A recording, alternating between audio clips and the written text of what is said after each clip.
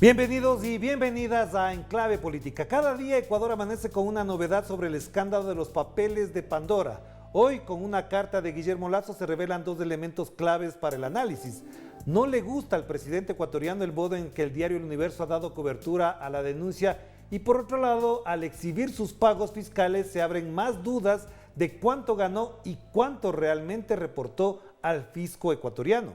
Y por eso es oportuno pensar qué escenarios políticos se abren en el Ecuador este momento. Y para ello tenemos a un legislador integrante de la Comisión de Fiscalización de la Asamblea Nacional, Roberto Cuero, a quien le damos la más cordial bienvenida. Roberto, qué gusto verlo por acá. De entrada le preguntaría, ¿qué pasó con el presidente Guillermo Lasso, que ahora reclama al diario El Universo no hacer el oficio periodístico adecuadamente? ¿Cómo interpretar esta situación? Un saludo cordial a ti y a toda Latinoamérica a través de Telesur. Bueno, efectivamente hoy hemos amanecido, nos hemos desayunado con una carta del señor presidente de la República, Guillermo Lasso, que le envía al diario El Universo, básicamente reclamándole que por qué no han hecho bien su trabajo. Yo quisiera, Orlando, antes de entrar a debatir, a analizar esa carta, quisiera poner en contexto lo que significa este descubrimiento, este esfuerzo que ha hecho este consorcio de periodistas de investigación para Latinoamérica y para el mundo. Para esto quisiera leer un extracto de un paper, a propósito que están de moda los papers, de un economista, Mauro Andino, donde él hace una reflexión de qué significan estos paraísos fiscales y que la gente adinerada ponga estos dineros en esas cuentas. Él dice concretamente, la mayor concentración de la riqueza genera ineficiencias productivas. La falta de inversión genera menos innovación y productividad, por ende menos competencia y mayor concentración de mercado, desempleo y menor generación de ingresos para ser distribuidos. Esto también reduce la capacidad de los países para poder solventar las políticas fiscales. Los presupuestos de los países no tienen recursos adecuados para cubrir las necesidades básicas de la mayoría de la población de menos recursos y se incrementan las brechas fiscales. Esto es solamente un extracto de un paper del economista Mauro Andino Alarcón, que hace referencia de más o menos cuál es el contexto, qué es lo que significa para los países este tipo de actividades, acciones de fortunas puestas en paraísos fiscales. Y si me permites, Orlando, hacer una referencia también a lo que dice la señora Emilia Díaz Strock. Ella es la representante, la coordinadora del Consorcio Internacional de Periodistas de Investigación. Cuando estamos hablando de élites políticas, presidentes o expresidentes, son personas que pueden cambiar regulaciones, son personas que se están beneficiando de este sistema offshore. Entonces, hay que preguntarse, ¿cómo puede afectar esto a los ciudadanos en temas de impuestos y en temas de transparencia? Le dice esta periodista a la BBC. Lo que quiero contextualizar, Orlando, que este caso es un tema de conmoción nacional y de conmoción mundial.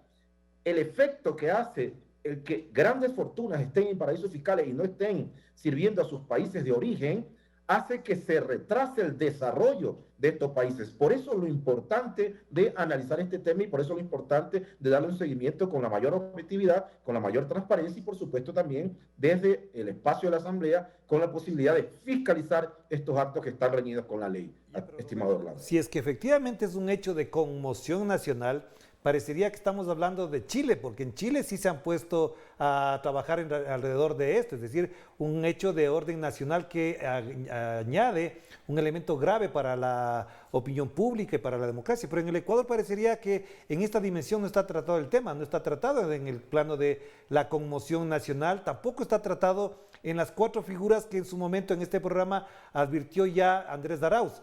Uno, testaferrismo, perjurio, evasión de impuestos y además la otra cosa es que le falta al Estado ecuatoriano con las responsabilidades concretas de mandatario. Es decir, cuatro figuras que podrían conllevar un juicio político, un juicio penal, la destitución, la sucesión. ¿En qué circunstancias nos quedamos?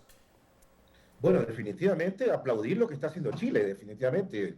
Orlando, allá la Fiscalía ha iniciado hizo facto, ha iniciado una investigación. Ojalá la fiscal tenga la misma capacidad de, en estos casos, tener el tino, la sintonía con la ciudadanía y la sintonía con este grave hecho de conmoción nacional. Nosotros desde la Asamblea estamos impulsando una serie de acciones, estimado Orlando, y las personas que nos ven y nos escuchan en Latinoamérica. Déjame decirte, Orlando, que inicialmente la Comisión de Fiscalización había tratado de arrancar esta investigación. Nosotros, respetuosos del debido proceso, hemos acatado y nos hemos allanado a una resolución del máximo organismo de decisión que tiene la Asamblea Nacional, que es el Pleno. En el Pleno se decidió enviar la investigación a la Comisión de Garantías Constitucionales. Nosotros vamos a aportar con todos los elementos desde nuestra posición como asambleístas de la Comisión de Fiscalización para que esta Comisión de Garantías Constitucionales haga la investigación y tiene 30 días para presentar el informe. ¿Qué contendrá ese informe, estimado Orlando? Bueno, esperemos que ese informe contenga la objetividad y las recomendaciones del caso, porque, insisto, estamos hasta un hecho gravísimo que puede decantar inclusive en la destitución del presidente de la República. Ya, pero si, por ejemplo, se planteara en esta investigación la existencia de graves dudas, no solamente de errores o delitos, sino al menos dudas, ¿cuál va a ser el rol del presidente? Porque lo que vemos hasta el momento son reacciones casi que virulentas, como el discurso del 9 de octubre en la ciudad de Guayaquil, amenazando a otros, sin mencionar nombres y apellidos, y ahora con el diario El Universo incluso diciéndole casi cómo debe titular, cómo debe redactar y qué poner en la publicación. La pregunta es, ¿qué le está pasando al presidente Guillermo Lasso en este momento? ¿Por qué ese comportamiento a ratos virulento, a ratos incluso desafiante? Bueno, es lamentable que la primera magistratura del país tenga esa posición frente a un caso de esta naturaleza.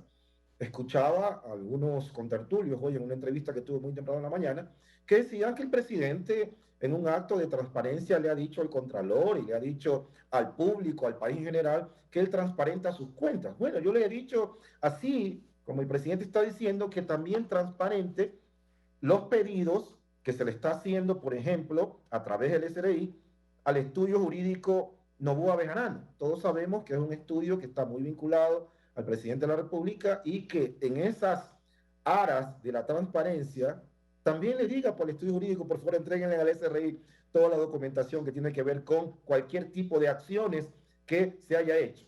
Mira, Orlando, es tan grave esta situación que aparece en la palestra pública un señor de nombre Roger Arosemena. Este señor es notario, o era notario, y ahora lo están nombrando como embajador en el Vaticano.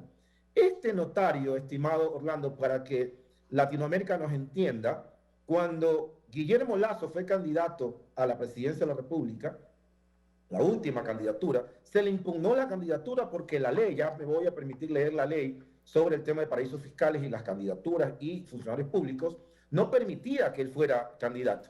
Sin embargo, se impugnó la candidatura y ¿sabes qué hizo el Consejo Nacional Electoral? Le permitió ser candidato porque él presentó una declaración juramentada donde decía que no tenía dineros en paraísos fiscales. ¿Quién firmó esa declaración juramentada, estimado Orlando? El señor Roger Arosemena. Este señor Roger Arosemena está siendo nombrado en la embajada como embajador en el Vaticano.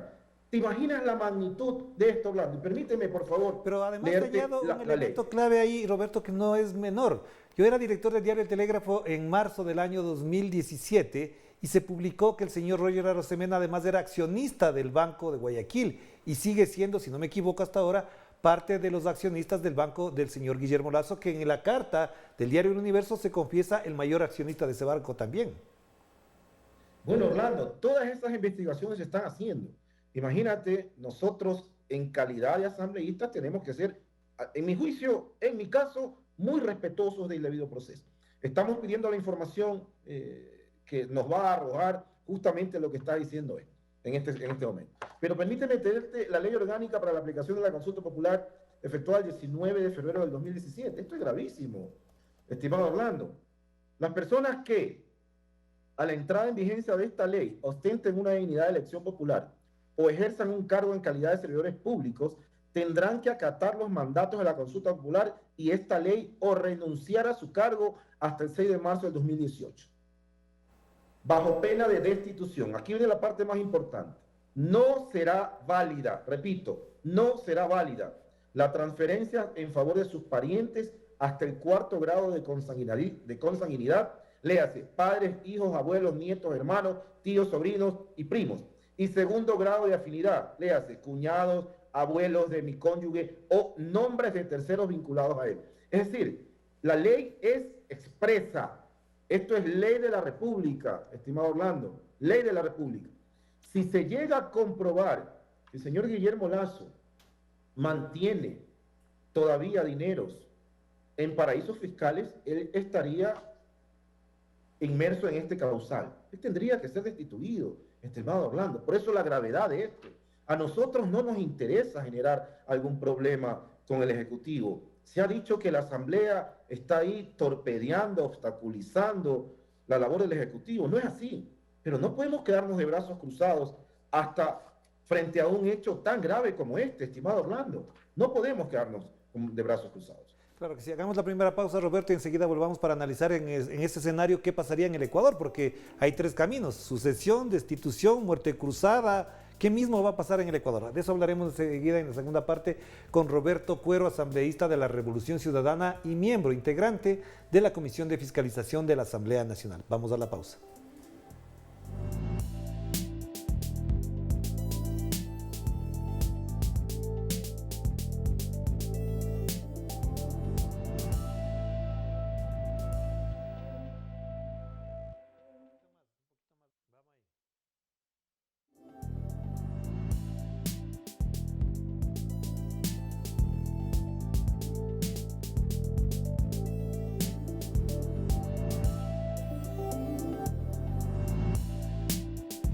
Estamos de vuelta aquí en Enclave Política a través de Telesur, la señal informativa de América Latina y el Caribe, tratando un tema delicado, complejo, sensible para la democracia ecuatoriana, y es que las revelaciones, digo revelaciones entre comillas para el Ecuador, porque esto ya se dijo en el 2017, sobre lo que se denominan los papeles de Pandora, dan cuenta ahora de una reacción del presidente Guillermo Lasso que abre otros escenarios. Y le preguntamos a nuestro invitado, Roberto Cuero, en la carta del día de hoy que le dirige al diario El Universo, prácticamente quedan claras dos cosas. Uno, efectivamente, él ha demostrado que tuvo cuentas de paraísos fiscales, cuando en el 2017 dijo que no. Y dos, que esas cuentas no coinciden con su declaración, así lo dicen los expertos. Si esto es así, preguntábamos hace un rato si se abre la posibilidad de juicio político. Ese juicio político solamente se podría sustentar en la posibilidad de lo que decías al principio, Roberto, y es un grado de conmoción. ¿Hay condiciones, están dadas la correlación de fuerzas en la Asamblea para iniciar un proceso de esa naturaleza? Mira, Orlando, yo no quisiera adelantarme a eso, te soy muy honesto, quiero esperar el informe de la comisión. Ese informe hay que nutrirlo con todas las investigaciones que se pueda hacer. La Constitución prevé una serie de artículos constitucionales, por supuesto, ¿no?, que graficarían cuál sería la vía, la ruta para eventualmente una salida del presidente de la República. En ese sentido, yo quisiera esperar el informe, ¿no? Vamos a abonar, insisto, con todos los argumentos que podamos, con todas las investigaciones que podamos, para entregarle a la comisión que está llevando la investigación para que ese informe, insisto, sea lo más objetivo posible, obviamente respetando el derecho a la legítima defensa y también, por supuesto, respetando el debido proceso. Yo quisiera referirme, estimado Orlando, a algo que en realidad a mí me genera un sentimiento preocupante, ¿no? Si el presidente de la República dice que se ha deshecho, como él lo dijo, me deshice de mis bienes en paraísos fiscales, eso tiene primero que haber algún cheque, transferencia, por el cual se deshizo de esos bienes, si es que los vendió. Y si no los vendió y los heredó a sus hijos, también tiene que haber un registro de esa herencia y, por supuesto, el pago de impuestos. Digo esto, estimado Orlando, porque es lamentable que eventualmente por tu vocación, eventualmente por el trabajo que has escogido, tu familia se vea inmersa en una situación tan delicada como lo que estamos viendo en este momento. Lo digo categóricamente, a mí me molesta, me incomoda sinceramente, me duele inclusive que lamentablemente la familia del señor presidente esté inmersa en estos asuntos. Esposa, hijo, es doloroso esta situación. Pero nosotros no tenemos la culpa de eso, estimado Orlando. El culpable de que la familia esté en esta situación es el mismo presidente de la República. Por eso él tiene que transparentar todos sus bienes. Él tiene que decir si tiene o no dinero en paraísos fiscales, y tiene también, estimado Orlando, que ser consecuente con el mandato popular. Los ciudadanos lo que piden en este momento es tranquilidad, paz. Mira, aquí en Ecuador estamos viviendo una serie de problemas que tienen que ver con hacinamientos carcelarios. Hemos visto una masacre en las cárceles terrible. Los expertos que están estudiando el tema este de poner dinero en paraísos fiscales, cuando hablan de Ecuador, dicen que aproximadamente 30.000 millones de dólares, ojo, Orlando, es una cifra inmensa, 30.000 millones de dólares estaría perdiendo el Ecuador por ese tipo de cosas. Entonces, ¿cuánto se podría hacer con esos dineros, por ejemplo, en temas de crisis carcelaria? ¿Cuánto se podría hacer, estimado Orlando, con esos recursos para implementar nuevos hospitales, para comprar medicinas, para mejorar las carreteras que actualmente están la gran mayoría sin mantenimiento? ¿Cuánto se podría hacer con respecto a escuelas? ¿Cuánto se podría hacer para mejorar el presupuesto de las universidades? Es decir, estamos frente a un hecho de una consecuencia inmensa, estimado Orlando. Pero a ver, Roberto, yo quiero apelar a un elemento que es muy importante. Son 4 meses y pico, casi 5 ya, del gobierno de Guillermo Lasso, y en la Asamblea no hay una sola ley que pueda procesarse en función de la nueva etapa y el nuevo ciclo político que vive el Ecuador. Dos, la reacción que ha tenido el presidente con respecto a una ley que se envió llamada Creando Oportunidades, que no cumplió las formalidades del caso para ser procesada en la Asamblea Nacional, ha generado, por ejemplo, la reacción de él y de sus acólitos en la prensa y en otros espacios políticos, prácticamente colocando como culpable de la no creación de empleo a la Asamblea Nacional. En estas circunstancias, ¿cuál va a ser el rol de la Asamblea? No tiene leyes, no procesa casos y se ha dedicado a fiscalizar a los propios asambleístas, y ahora se abre este otro escenario. Esto, en la práctica, ¿a quién favorece y a quién perjudica? Orlando, mira, tanto en Ecuador como en América Latina la gente ya no come cuento. Es inaudito pensar que porque el mismo Ejecutivo no cumplió los presupuestos, refiriéndome a todo lo que implica la construcción de una ley, los plazos, etcétera, etcétera, nos quieran echar la culpa ahorita que por eso él no puede cumplir su plan de gobierno. Eso es inaudito, nadie le va a creer. Es lamentable que se busquen estas excusas. En esa misma ley que tú planteas, Orlando, había un considerando que reformaba el Código de Trabajo y creaba un Código de Trabajo paralelo, donde, ojo con esto, estimados escuchas, estimados oyentes, estimados, las personas que están conectadas a esta entrevista, lo que decía era que el empleado tenía que pagarle una indemnización al empleador si es que era despedido. ¿Tú te imaginas esas situaciones? Traída de los pelos. O sea, no podemos pensar que leyes como esas van a beneficiar al Ecuador. Eso es inaudito. Yo creo que el Ejecutivo ha perdido la sintonía con las organizaciones sociales, ha perdido la sintonía con la realidad nacional.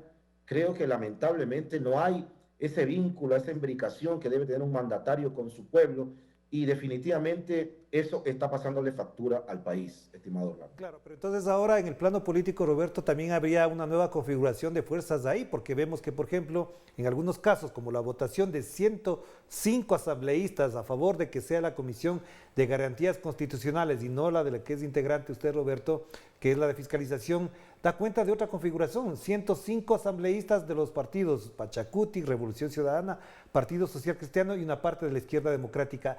Parecería, y pregunto, que ahí está el bloque opositor que se ha ido consolidando no por méritos propios, sino por errores del Ejecutivo.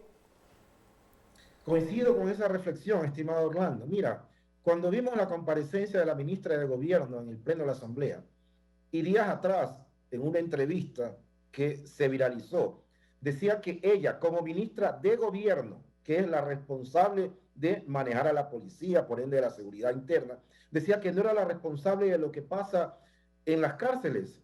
Eso va minando la voluntad en la Asamblea de eventualmente alguna mayoría que se había conformado para resolver los problemas del país. Es decir, ya no se le cree a este gobierno, estimado Orlando. Si actualmente hay una nueva mayoría que está impulsando, primero, la posibilidad de una investigación imparcial, objetiva, que garantice el debido proceso y garantice el legítimo derecho a la defensa por este tema de los Pandora Papers. Y otras cosas que tienen que ver con el decurrir permanente o cotidiano de las cosas de nuestro país. Es obvio, pues, que haya otras mayorías, que haya otras sintonías, porque definitivamente no hay esa sintonía con el Ejecutivo, estimado Orlando. Ahora, entonces, para cerrar esta entrevista y agradecerle, Roberto, por esta entrevista, además que favorece el entendimiento en América Latina de lo que pasa en el Ecuador, ¿qué escenarios se abren? Porque esto parecería que estamos a las puertas de un cambio político que podría tener como consecuencia, por ejemplo, en el plano más formal, la sucesión. Entonces, el señor Borrero, que es del binomio, que es el actual vicepresidente, ¿en qué situación se encuentra? No hemos escuchado una sola palabra a qué línea política corresponde. Algunos mencionan que incluso es más cercano de Jaime Nebot que del propio Guillermo Lasso. ¿Hasta dónde esta sucesión podría garantizar la estabilidad democrática? Es una posibilidad, estimado Orlando, es una posibilidad que el vicepresidente asuma la presidencia si esto decanta en una destitución. Eso lo contempla la misma ley. Esperemos, estimado Orlando, que se agoten todas las instancias, que la investigación sea una investigación como estamos esperando que sea. Yo confío que así va a ser, una investigación objetiva, insisto, que garantice el debido proceso, que garantice el legítimo derecho a la defensa y que el país tenga lo que siempre nos viene pidiendo a cada ciudadano, que temporalmente estamos en una situación de decisión. Transparencia, objetividad, trabajo, compromiso. Muchísimas gracias, Roberto. Muy amable por atender esta invitación. Muy amable, de verdad. Gracias, Orlando. Buenos días. Gracias a Roberto Cuero, integrante de la Comisión de Fiscalización de la Asamblea Nacional. Nos despedimos y porque el tema, tal como está, tal como se lo vive este momento, efectivamente da cuenta de que hay una crisis política en el Ecuador y en particular una crisis de credibilidad y de popularidad del presidente Guillermo Lasso, que tenía buenos auspicios para desarrollar una buena gestión en lo que tenía para los próximos 4 años. Pero vamos viendo que no ocurrirá de esta forma, porque los tropiezos, porque las dificultades que afronta cada día parecería que hacen mucho más difícil que pueda terminar su mandato. Por el bien de la democracia, ojalá lo haga. Por el bien de la transparencia, ojalá nos cuenten toda la verdad de todo esto. Vamos a terminar y volveremos para seguir conversando sobre lo que pasa en América Latina a través de Enclave Política. Les mando un abrazo, cuídense mucho, que la pasen bien. Chao, chao.